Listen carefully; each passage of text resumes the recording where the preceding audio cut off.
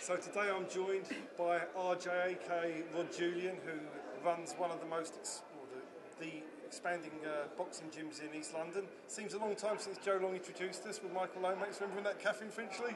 Yeah, I do, yeah. We had a nice bit of healthy food there, Steve, didn't we? But we won't go into it. That was good. It was the first time we met, and to say the least, I think the relationship's we've done really well.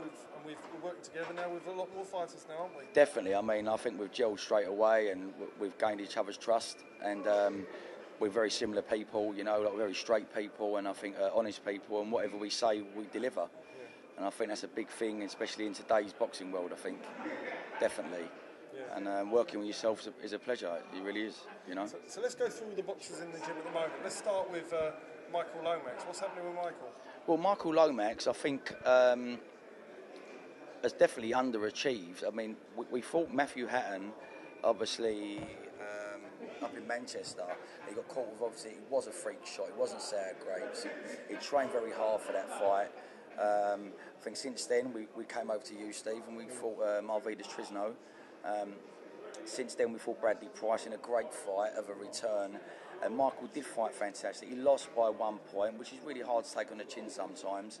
Sometimes Michael does switch off, but he's so much better. Michael definitely needs the silverware to finish his career, I think, and hopefully we'll get him up to light middleweight with yourself in February and try and get him into that top 10 rankings, and I think to get him what he deserves. What was frustrating about the Bradley Price fight is we spoke about that fight, and that really was his night that we could elevate him. And look, Bradley Price is fighting this weekend for the European title against Rodchenko, and really Michael could have been fighting for that. And 1 point made the difference between us being able to elevate him and having to restart again. It's so frustrating, isn't it? I mean, it was really frustrating because obviously Michael had trained so hard for that fight, but I think even Bradley Price after stated that a couple of times he was rocked. He did. And he felt Michael was so much stronger and different to the last fight, which obviously says a big thing for myself training Michael, which I was pleased with.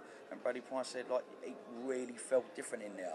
And I think Michael let the last bit of the fight slip. He started so fantastic, and then got caught in a bit of a war. I mean, obviously Bradley Price was getting frustrated, shaking him off, trying to throw him on the canvas, and you could see we was getting to him. And then all of a sudden, Michael switched off for a couple of rounds. And it was a tight decision. At the time, I think people thought it was wider. But I think after, when you look at it, it was a lot closer than what you might have thought at the time. Than what you might have thought at the time. And I think that's why Michael, I don't think he can leave it at that, because I think he is finding it harder to make the weight as he's getting a bit older.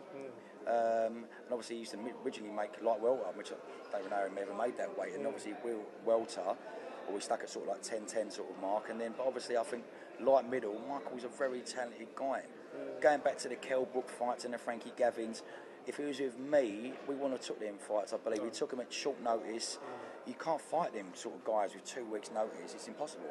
But that's where you can question the management and the training. And this is what we're trying to do, isn't it? Well, we're trying to bring much better management. Well, none of the fighters we're looking after are ever going to be in that position, are they? No way. And I think what it is, I trust your judgment, Steve.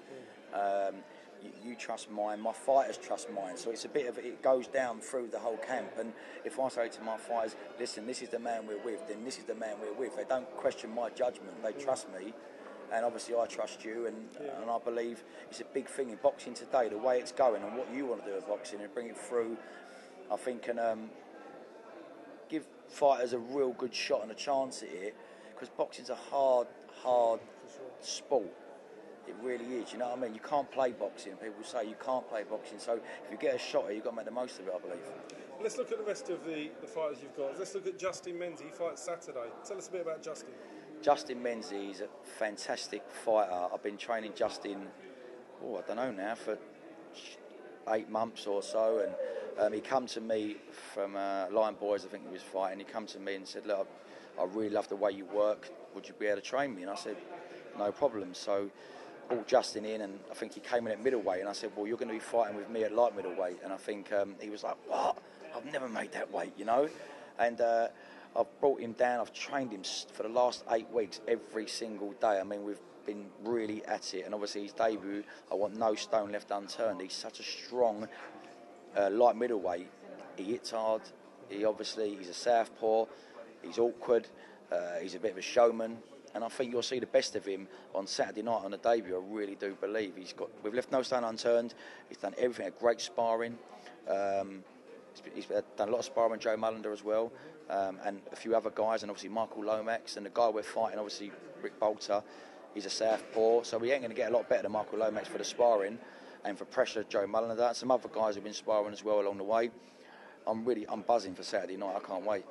And Joe Mullender's said that has been reporting how hard Justin hits, hasn't he? Joe Mullender stated that Justin would walk through middleweights, let alone light middleweights, and he said he's never been hit so hard from a light middleweight. And and that's a big compliment coming from someone like Joe Mullender.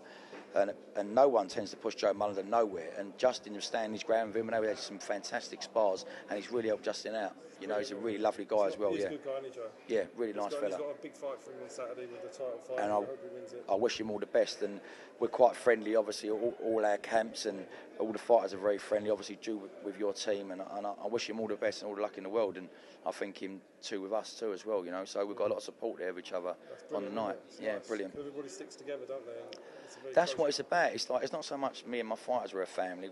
We're very tight with you, Steve, as well, and obviously you can pick up the phone and have a normal chat about anything, and I think that's really important, rather than when people start getting too busy for people, that's when things start going other ways. Absolutely. I believe, you know, like they get lost in the maze and they don't know where to go. Yeah. Where with you or with me, they always know what they're doing and why they're doing it. Yeah. And they feel responsible to us too. Yeah, no, exactly. So it's going well. And the next one we'll talk about is Mustard Mike, who's going through the process now, likely to fight in March. I don't know whether he's not sure whether he's going to do it in America or Britain, but obviously he's going to have both options, and you highly rate him, don't you?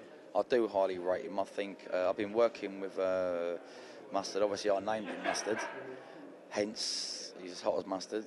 I've been training Mustard for about 2 years now. He came into me, a very talented boy, but very, very shy and with no belief. And I think that fear that he had was stopping him from getting in the ring. And me and him have just gelled like really, really close and tight. And we've really come along together, and he's turned into a fantastic fighter. But I really think he's blessed. He's just got to believe in himself a little bit more. But obviously, he's friends with Rod Julian, and obviously we've got a chance to go and fight in the States. And obviously with yourself behind us as well, I think it's a fantastic opportunity for anybody. Absolutely. But he's a very, very gifted fighter. Once he believes in himself even more, he'll be a fantastic fighter. He'll be a world champion. You think you're actually going to say he's going to be a world champion? I will make a statement. Yeah, I'll say I think he's got the potential to be a world champion. Yeah. So he's one to watch out for. So if he's fighting in the UK, you want to come and watch him? I think so, definitely, without a doubt. And I think most of the boys that I'm bringing through, I only want to train world champions, British champions. And I believe I've got the ability to do that, and my fighters believe in me, and I believe in them to make them the best they can be. Well, I honestly believe, and I'm not saying it here, I think that your gym will be the fastest growing gym in East London by a country mile. I think if you look at your gym in 3 or 4 years' time, people will know who you are. Definitely. I'm very privileged to be in there at the start, and it's going to be great working alongside you over the next few years. Thank you very much, Steve. Thank you. Cheers, mate. Thank you. Cheers.